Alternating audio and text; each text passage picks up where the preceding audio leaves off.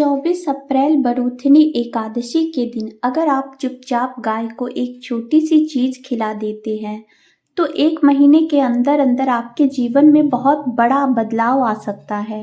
ऐसा माना जाता है कि इससे व्यक्ति करोड़पति भी बन सकता है। कहा जाता है कि अगर कोई महिला बरूथनी एकादशी का व्रत और विशेष मंत्र करती है तो उसका सौभाग्य जाग उठता है और संतान सुख की प्राप्ति भी होती है।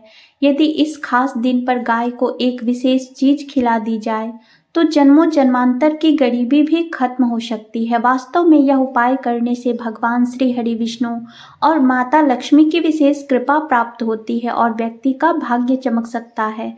अगर आप यह उपाय पूरे विश्वास और श्रद्धा से करते हैं तो परिणाम जरूर दिखाई देंगे। और बस दिल से इस छोटे से उपाय को ईमानदारी से कर लीजिए। बरूथनी एकादशी के दिन अगर आप चुपचाप गाय को यह चीज खिला देते हैं तो आपको करोड़पति बनने से कोई नहीं रोक सकता। सभी संकट, पितृदोष और जीवन की कठिनाइयां दूर हो जाती हैं। जीवन में सुख शांति बनी रहती है, धन की कभी कमी नहीं होती और घर में समृद्धि लगातार बढ़ती जाती है। आमदनी में वृद्धि होती है और खर्चे कम होते हैं। आपके घर का बैंक बैलेंस भी लगातार बढ़ता रहेगा।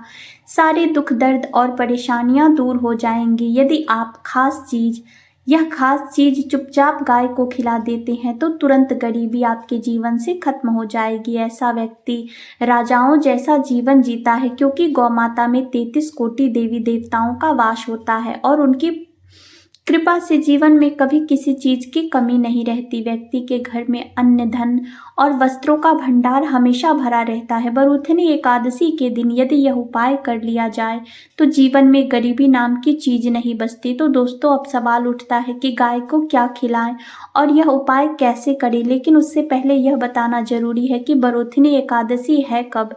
इस साल बरूथनी एकादशी 24 अप्रैल 2025 को है। इस दिन सुबह पवित्र नदी या जल में स्नान करना चाहिए। फिर भगवान विष्णु, माता लक्ष्मी और गौ माता की पूजा करें। इस दिन गौ माता को कुछ भी भोजन जरूर खिलाएं क्योंकि इससे आपके जन्मों के पाप भी मिट सकते हैं। यह वह दिन होता है जिसका इंतजार पूरे साल भक्तजन करते हैं। हिंदू धर्म में यह एकादशी बहुत महत्व रखती है। इस दिन भगवान विष्णु की विधिवत पूजा की जाती है, तुलसी माता की पूजा होती है, देवी देवताओं को भोग अर्पित किया जाता है और विशेष रूप से गौ माता की पूजा होती है। बरूथनी एकादशी को शास्त्रों में बहुत ही फलदायी माना गया है और यह दिन श्री हरि विष्णु और माता लक्ष्मी की कृपा पाने का सुनहरा अवसर होता है। इस दिन भगवान विष्णु और माता लक्ष्मी बहुत प्रसन्न होते हैं और अपने दोनों हाथों से अपने भक्तों पर कृपा बरसाते हैं। एक मान्यता के अनुसार बरूथनी एकादशी के दिन सूर्य अपने सामान्य दिनों की तुलना में सबसे अधिक तेज और प्रकाशमान होता है। इस दिन भगवान विष्णु, माता लक्ष्मी और सूर्य देवता की पूजा की जाती है। महिलाएं इस दिन व्रत रखती हैं। अगर आप नहीं जानते तो जान लीजिए कि यदि किसी व्यक्ति की कुंडली में चंद्र ग्रह की स्थिति अच्छी हो तो उसका भाग्य हमेशा साथ देता है और वह जो भी काम करता है उसमें उसे सफलता मिलती है। यही कारण है कि हिंदू धर्म में बरूथनी एकादशी को बहुत खास और शुभ माना गया है। आपको यह जानकर आश्चर्य होगा कि इस बार बरूथनी एकादशी के दिन 52 तरह के शुभ योग बन रहे हैं। कहा जा रहा है कि करीब 130 साल बाद ऐसा दुर्लभ संयोग बन रहा है जब सूर्य का प्रकाश इतना तेज होगा। लक्ष्मी योग, ग्रह योग, नक्षत्र योग और अमृत सिद्धि योग जैसे शुभ योग बन रहे हैं। इस दिन पूरे दिन व्रत रखना चाहिए और श्री हरि विष्णु तथा माता लक्ष्मी का आशीर्वाद प्राप्त करना चाहिए। एकादशी की तिथि पर ब्रह्म मुहूर्त में उठना चाहिए, पवित्र नदी में स्नान करनी चाहिए और व्रत रखना चाहिए। वैसे तो इस दिन स्नान और पूजा का विशेष महत्व होता है, लेकिन अगर आप इस दिन ज्योतिष और तंत्र शास्त्र के अनुसार एक विशेष उपाय करते हैं और चुपचाप गाय को एक खास चीज खिला देते हैं तो 1 महीने के अंदर आपकी आर्थिक स्थिति पूरी तरह से बदल सकती है। करोड़पति बन सकते हैं। बरूथनी एकादशी का व्रत मनोकामना पूर्ति के लिए रखा जाता है। इस दिन अगर आप गाय को एक खास चीज खिला देते हैं तो जन्मों की गरीबी समाप्त हो सकती है। अगर आप इस दिन यह छोटा सा उपाय करते हैं तो श्री हरि विष्णु और माता लक्ष्मी की असीम कृपा प्राप्त होती है और आप धनवान बन सकते हैं।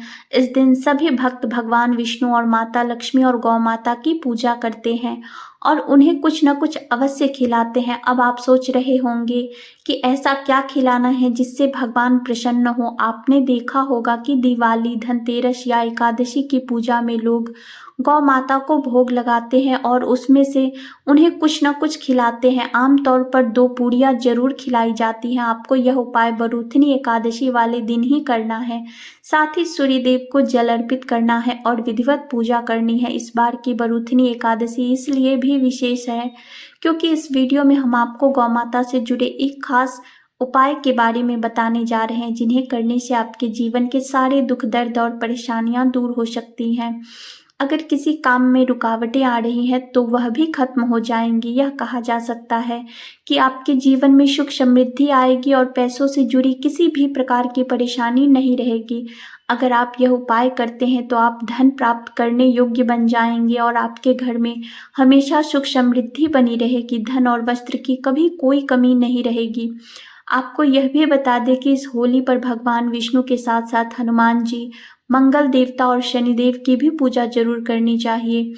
अगर आप हनुमान जी और मंगल देवता तथा शनिदेव की पूजा करते हैं तो कुंडली में मौजूद मंगल दोष भी समाप्त हो सकता है और व्यक्ति को धन, सुख और समृद्धि की प्राप्ति होती है। मन की सारी इच्छाएं पूरी हो जाती हैं। अब बात करते हैं नए साल के एक छोटे से उपाय की, जो बहुत उपयोगी है। गाय से जुड़ा उपाय बताने से पहले एक खास उपाय और जान लीजिए। शाम के समय आंवले के पेड़ के नीचे सरसों के तेल का चौमुखी दीपक जलाना है। यह दीपक आटे से बना होना चाहिए।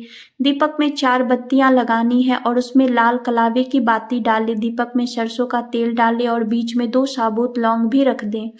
फिर इस दीपक को जलाकर अपनी मनोकामना बोले और वहीं छोड़ दें। इसके बाद आप खुद देखेंगे कि आपके जीवन में कैसे बदलाव आता है। आप बात करते हैं गौ माता से जुड़े उस उपाय की जो बेहद प्रभावशाली माना जाता है। इसे करने से व्यक्ति के जीवन से दुख, दर्द और संकट दूर हो जाते हैं और सुख उसकी जिंदगी में आ जाता है। कहा जाता है कि ऐसे उपाय करने से 7 पीढ़ियों तक कभी पैसों की कमी नहीं होती। वरूथिनी एकादशी के दिन भगवान विष्णु और माता लक्ष्मी की पूजा पूरी श्रद्धा से करनी चाहिए। साथ ही गौ माता की पूजा भी करें और जो भोग एकादशी पूजा के लिए बनाया गया हो उसी में से 2 पूरियां गौ माता को अवश्य खिलाएं। सूखी पूरी ना दे, पूरी के साथ जो भी सब्जी, मिठाई या हलवा बनाया गया हो वह भी जरूर खिलाएं। दोस्तों, हर शुभ काम में गौ माता या उनसे जुड़ी चीजें जैसे गाय का गोबर, गौमूत्र, दूध या दूध से बना घी जरूर शामिल करना चाहिए। इससे पुण्य मिलता है। सनातन परंपरा के अनुसार जिस घर में गाय होती है वहां के वास्तु दोष खुद ब खुद खत्म हो जाते हैं, क्योंकि पंचगव्य के बिना कोई भी पूजा पाठ और हवन पूरा नहीं माना जाता। दोस्तों, महीने में कम से कम एक बार अपने परिवार के साथ गौशाला जरूर जाएं और हो सके तो गायों को हरा चारा खिलाएं। इससे सभी प्रकार के वास्तु दोष शांत हो जाते हैं। गर्मियों में गौ माता को पानी पिलाएं और सर्दियों में उन्हें गुड़ जरूर खिलाएं। बरूथनी एकादशी के दिन गौ माता को गुड़ खिलाना चाहिए। गर्मियों में गाय को गेहूं की रोटी या सूखा भोजन ना दे। गौ माता अपने शरीर में अनेक देवी देवताओं को धारण करती हैं और उनसे जुड़े कई शुभ अशुभ संकेत भी होते हैं। जैसे यदि गाय का दूध दूहते समय वह ठोकर मार दे और सारा दूध बिखर जाए तो इसे अशुभ माना जाता है। वहीं अगर आप कहीं यात्रा पर जा रहे हों और सामने गाय अपने बछड़े को दूध पिलाती नजर आ जाए तो वह यात्रा सफल मानी जाती है। यात्रा पर जाते समय गाय की आवाज सुनाई देना या रात में उसकी आवाज आना भी शुभ संकेत माने जाते हैं। दोस्तों, साथ ही साथ गौ माता के साथ कुछ ऐसी बातें जो हमें कभी नहीं करनी चाहिए, जैसे आजकल गाय को राष्ट्रीय पशु बनाने और उसे मौलिक अधिकार देने की बातें हो रही हैं, लेकिन वही लोग जब गाय दूध देना बंद कर देती है तो उसे बेसहारा छोड़ देते हैं, सड़कों पर भटकने के लिए छोड़ देते हैं। कोई डंडे मारता है तो कोई उस पर पानी फेंकता है। कई बार गाय घायल हो जाती है या बीमार होकर मर जाती है। शास्त्रों में गाय को माता का दर्जा दिया गया है। गाय को मारना पीटना बहुत बड़ा पाप माना जाता है। ऐसा करने वाले को नरक में लंबे समय तक कष्ट झेलना पड़ता है और अगले जन्म में पशु योनि में जन्म मिलता है। गौतम मुनि ने भी जब गलती से एक गाय को डंडा मार दिया था और उसकी मृत्यु हो गई थी तो इस पाप से मुक्ति पाने के लिए उन्हें वर्षों तक तपस्या करनी पड़ी थी। बरूथनी एकादशी के दिन भगवान श्री कृष्ण ने बैल का रूप लेकर आए एक वृद्ध राक्षस का वध किया था। उस पाप से मुक्त होने के लिए भगवान को सारे तीर्थों को बुलाकर एक कुंड में स्नान कराना पड़ा, तभी वे पाप मुक्त हो सके। दोस्तों, पानी पी रही गाय को कभी भी नहीं भगाना चाहिए। ऐसा करने वाला व्यक्ति पाप का भागी बनता है। ऐसे लोगों को मोक्ष की प्राप्ति नहीं होती। इसके उल्टे जो लोग गौ सेवा करते हैं वे अगले जन्म में अच्छे परिवार में जन्म लेते हैं और सुख समृद्धि से जीवन बिताते हैं। साथ ही आराम कर रही गाय को कभी कष्ट देकर उठाना नहीं चाहिए। गाय की सेवा करने से जन्म में किए गए अनजाने में पापों से मुक्ति मिल जाती है और व्यक्ति को गोलोक में स्थान मिलता है। गाय को डंडा मारकर या पानी डालकर उठाने से इंसान पाप का भागी बनता है और अगले जन्म में उसे दर बदर भटकना पड़ता है। शास्त्रों में बताया गया है कि जो लोग गाय की सेवा करते हैं, उन्हें भोजन कराते हैं और उनका अच्छे से पालन करते हैं, उनकी सभी इच्छाएं पूरी होती हैं। गाय के बछड़े से बचा हुआ दूध ही इंसान को लेना चाहिए, लेकिन कुछ लोग एक बार दूध दूहने के बाद फिर से बछड़े के लिए छोड़ा गया दूध भी निकाल लेते हैं। ऐसा करना बहुत बड़ा पाप माना गया है। ऐसा दूध निकालने और पीने वाला दोनों पाप के भागी बनते हैं। दोस्तों, शास्त्रों में यह भी कहा गया है कि गाय और बैल की पीठ पर नहीं बैठना चाहिए। ऐसा करने से भारी पाप लगता है और ऐसे लोगों को नरक जाना पड़ता है। गौवंश यानी गाय और बैल देवताओं के अंश से उत्पन्न माने जाते हैं। नंदी बैल ने अपनी इच्छा से भगवान शिव की सवारी बनने का व्रत लिया था, इसलिए महादेव और महादेवी उन पर सवारी करते हैं। गाय के दान को शास्त्रों में बहुत महत्व दिया गया है, लेकिन बीमार और बूढ़ी गाय का दान नहीं करना चाहिए। कठोपनिषद में नचिकेता की कथा भी इसी बात को समझाती है कि जब उसके पिता ने बूढ़ी गायों का दान किया तो नचिकेता ने इसका विरोध किया था। जो लोग दूध देने वाली और बछड़े सहित गाय का दान करते हैं, उन्हें महान पुण्य मिलता है और वे स्वर्ग में स्थान पाते हैं। सूर्य, चंद्र, मंगल या शुक्र की युति अगर राहु से हो तो पितृदोष बनता है। सूर्य पिता का और मंगल रक्त का कारक है। अगर सूर्य पर शनि, राहु या केतु की दृष्टि हो या मंगल राहु केतु के साथ हो तो यह दोष जीवन में संघर्ष पैदा करता है। इस पितृदोष को शांत करने के लिए रोजाना या किसी एकादशी को गाय को रोटी, गुड़ या चारा खिलाना चाहिए। दोस्तों, हर शुभ काम में गौ माता या उनसे जुड़ी चीजें जैसे गाय का गोबर, गोमूत्र, दूध या दूध से बना घी जरूर शामिल करें। इससे पुण्य की प्राप्ति होती है। सनातन परंपरा में जिस घर में गाय होती है वहाँ के सभी वास्तु दोष खुद ब खुद समाप्त हो जाते हैं। गाय के शरीर पर जो कुबर होता है वह बृहस्पति गुरु का प्रतीक माना जाता है।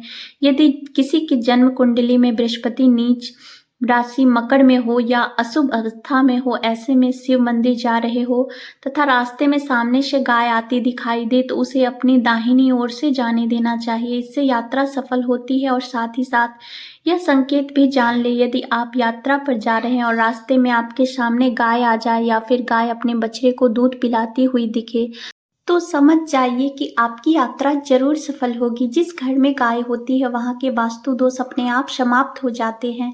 आप जब भी रोटी बनाएं तो रोज ताजी रोटी बनाकर ही गाय को खिलाएं। अगर आपने रोटी बना ली और उसे तुरंत गाय को खिला दे, बासी रोटी यानी जो रात भर या दिन भर रखी हो, गाय को नहीं देनी चाहिए। ऐसी रोटी देने से घर में नकारात्मक ऊर्जा आने लगती है और आपके कामों में रुकावटें आने लगती है। गाय को कभी भी सड़ी गली चीजें नहीं खिलानी चाहिए।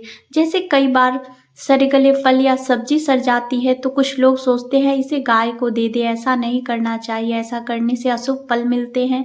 आप चाहे तो आटे की 11 लोई बनाएं, उन पर हल्दी लगाएं और फिर एक एक करके गाय को खिलाएं। इससे आपके काम बनने लगेंगे, जीवन की परेशानियां दूर होंगी और घर में सुख शांति आएगी। साथ ही एक बार गाय के साथ परिक्रमा कर ले तो यह भी बहुत शुभ माना जाता है। जब भी आप गाय को रोटी दें तो उस पर थोड़ा सा घी या हल्दी जरूर लगा ले। सूखी रोटी यानी एकदम सादी रोटी नहीं खिलानी चाहिए।